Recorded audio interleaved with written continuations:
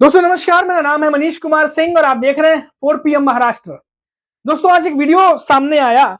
जिसमें दो राष्ट्रों के प्रेसिडेंट आपस में इस तरीके से उलझे हुए नजर आए कि सोशल मीडिया पर जब मैंने कुछ कमेंट्स देखे तो वहां पर कुछ लोगों ने ये भी लिखा था कि क्या ये 6-7 साल के बच्चे हैं जो इस तरीके से बहस या आर्गुमेंट कर रहे हैं। क्योंकि जो आर्गुमेंट थी वो कुछ इस तरीके की थी कि कभी उम्मीद नहीं की जा सकती थी कि दो बड़े इतने बड़े राष्ट्र हैं यूक्रेन और अमेरिका, दोनों के जो राष्ट्रपति हैं वो इस तरीके से मीडिया के सामने सबके सामने उलझेंगे। अब इसके बाद कई सारे बातें शुरू हो गई हैं कि इस बहस का कारण क्या था, इस बहस बहस के बाद अंजाम क्या होगा, क्या जो यूक्रेन के खनिज पदार्थों को लेकर डील होने वाली थी क्या वो रद्द हो जाएगी, अमेरिका से यूक्रेन के जो रिश्ते हैं उस पर क्या असर पड़ेगा, रशिया जो है उसका भी रिएक्शन आया है, वो भी हम बताएंगे कि आपको क्या कुछ चल रहा है वहां पर। लेकिन सबके बीच में दोस्तों एक खबर आई जो आपको जाननी बेहद जरूरी है कि जो कुछ भी आज वीडियो में हुआ, जिस तरीके से डोनाल्ड ट्रंप नजर आए तमतमाए हुए, उन्होंने जेलेंस्की को काफी कुछ सुनाया, वैसे ही यूक्रेन के राष्ट्रपति जो है वोलोदिमीर जेलेंस्की, उन्होंने भी काफी अपने मन की बातें कही और वहीं पास में बैठे अमेरिका के उपराष्ट्रपति, उन्होंने भी जेलेंस्की को आड़े हाथों लिया। अब आप वीडियो को अगर ध्यान से देखेंगे तो आप देखेंगे कि कैसे कूटनीति की बात करते हुए जो अमेरिका के उपराष्ट्रपति हैं डोनाल्ड ट्रंप कुछ बोलते रहते हैं और उपराष्ट्रपति बीच में आते हैं और कूटनीति की बात करते हैं। इस पर जेलेंस्की ये कहते हैं कि साल 2014 से लेकर के अब तक जो पहले जिस तरीके से उनके देश में जमीनों को कब्जाया गया था, तमाम चीजें हुई थी, उसके बाद अब तक की कई सारे बातों का जिक्र करते हुए उन्होंने कहा कि हम तो हमेशा सीज फायर की बात करते थे, लेकिन हम हमेशा शांति के पक्ष में रहे, लेकिन ये कूटनीति तब कहाँ थी। कई सारे ऐसे सवाल उन्होंने पूछे जो क्रॉस क्वेश्चन डोनाल्ड ट्रंप या उनके उपराष्ट्रपति को पसंद नहीं आया और हो सकता है कि बरसों पुरानी कोई खुन्नस वो निकल आई बहसबाजी में। और वो किस बात को लेके हो सकती है वो मैं आपको बताता हूं कि क्यों ये वजह हो सकती है। दोस्तों CNN की एक रिपोर्ट के अनुसार आपको बता दें कि जो उपराष्ट्रपति है, हालांकि उन्होंने जो रिपोर्ट है CNN की वो तो मैं बताऊंगा, लेकिन आपको याद होगा इस बहस के वाले वीडियो में आप देखेंगे तो वहां पे उपराष्ट्रपति कहते हुए नजर आते हैं कि क्या आपने कभी या अभी इस समय थैंक यू कहा डोनाल्ड ट्रंप को जो कुछ भी अमेरिका के द्वारा किया गया है। ये कुछ ऐसी भी बातें आई थी। लेकिन अब देखिए CNN की एक रिपोर्ट के मुताबिक मैं पढ़ के बताता हूँ पूरी रिपोर्ट कि आखिर क्यों जो है वो नाराज हो सकते हैं। देखिए जेलेंस्की जो है उन्होंने कम से कम 33 बार औपचारिक रूप से अमेरिका को धन्यवाद कहा है। आपको बता दें कि जब ट्रंप के कार्यकाल के दौरान भी या बात करें उसके बाद जो कुछ भी 2025 तक घटनाएं हुई हैं, उसके बाद जितने भी संबोधन हुए हैं जेलेंस्की के, उसमें कई बार उन्होंने ट्रंप को लेके, बाइडेन को लेके, अमेरिका की जनता को लेके बार बार धन्यवाद जो है वो किया हुआ है। अब ऐसे में ये जो विवाद हुआ है ये बरसों पुरानी कोई खुन्नस हो सकती है, उसको लेकर रिपोर्ट सामने आई है और वो मैं बताता हूँ आपको कि इस विवाद की जड़ में ट्रंप और वेंस की नाराजगी का एक बड़ा हिस्सा, एक बड़ा कारण है वो जो बाइडेन और डेमोक्रेटिक पार्टी के साथ जेलेंस्की का घनिष्ठ संबंध भी हो सकता है। नवंबर 2024 में अमेरिकी राष्ट्रपति चुनाव के कुछ हफ्ते पहले, ध्यान दीजिएगा दोस्तों, सितंबर 2024 में जेलेंस्की ने पेंसिल्वेनिया के स्क्रेटन में एक हथियार फैक्ट्री का दौरा किया और ये जगह जो बाइडेन का गृह नगर है और एक महत्वपूर्ण स्विंग स्टेट भी। इस दौरे में जेलेंस्की के साथ डेमोक्रेटिक नेताओं की मौजूदगी ने रिपब्लिकन जो नेता हैं उनको भड़का दिया और हाउस स्पीकर माइक जॉनसन ने इसे चुनावी हस्तक्षेप करार दिया और यूक्रेन के वॉशिंगटन में राजदूत को बर्खास्त करने की मांग की। अब वेंस ने, जो ओवल के ऑफिस में मौजूद थे उपराष्ट्रपति, उन्होंने ऑफिस में जेलेंस्की से सीधे तौर पर विपक्ष यानी डेमोक्रेट के लिए प्रचार करने का आरोप लगाया।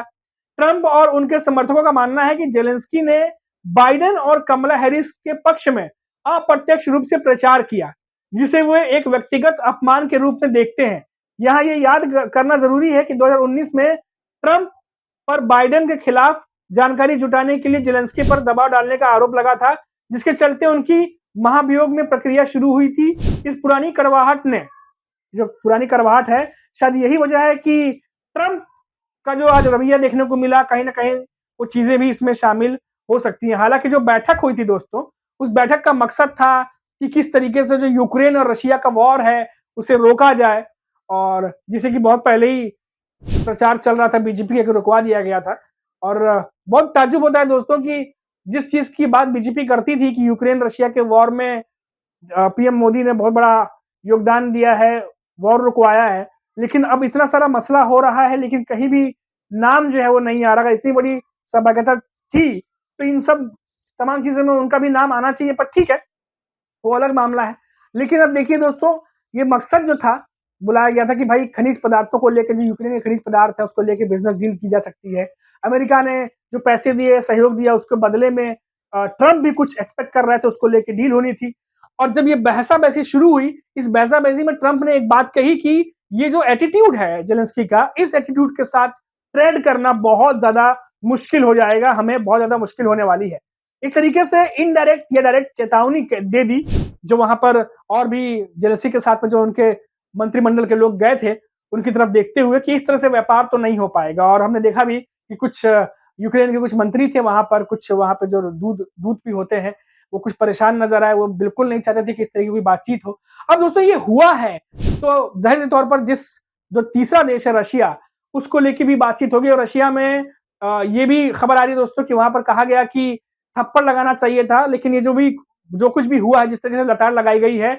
इससे रशिया में जो है वो थोड़ा-सा रशिया खुश है, क्योंकि वो चाहता था कि इस तरह की चीज़ जो हो रही है, वो लोगों तक जाए। और वो अमेरिका में जो हुआ है, उससे रशिया की जो मीडिया है या वहाँ के जो लोग हैं, वो काफ़ी ज़्यादा खुश नज़र आ रहे हैं। अब देखिए ज़ेलेंस्की जो है वहाँ से निकल चुके हैं, नाराज़गी ट्रम्प में भी है, नाराज़गी ज़ेलेंस्की में भी है। ऐसे में क्या होगा, क्या नहीं होगा, ये तो अपने बहुत बड़ा सवाल है। लेकिन दोस्तों सबसे बड़ा सवाल ये है कि अब आगे क्या होने जा रहा है?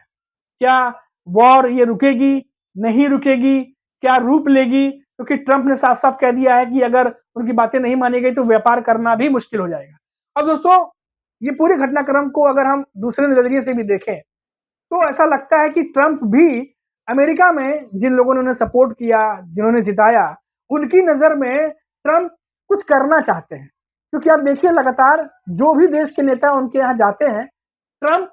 हमेशा कोई ना कोई ऐसी बातें कह रहे हैं जो सुर्खियाँ बन जा रही हैं।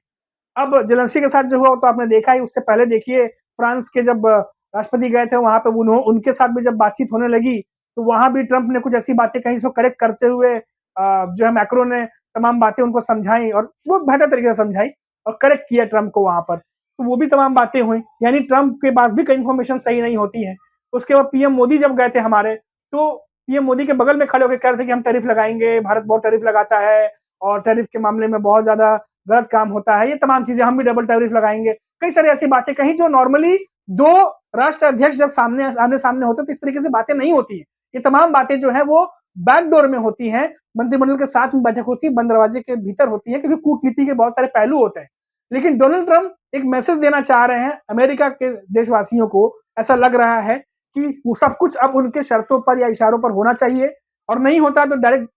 धमकी पर ट्रंप जो है वो आ जाते हैं, टैरिफ की धमकी देते हैं, व्यापार में घाटा हो जाएगा, कुछ इस तरह की शर्तें लादने की बातें करते हैं। तो ये भी लग रहा है कि अपने लोगों का या जो अपने समर्थक हैं उनका दिल जीतने के लिए ट्रंप कुछ न कुछ इस तरह की चीज़ें भी करते जा रहे हैं। तो अब आने वाले समय में देखना होगा दोस्तों कि ये जो हुआ है, इसका अप्लीकेशंस क्या होते हैं, रिप्लिकेशंस क्या होते हैं, क्या इसका जो है वो रिज़ल्ट होता है। अभी के लिए इतना ही, आप देखते रहिए 4 पीएम महाराष्ट्र। नमस्कार।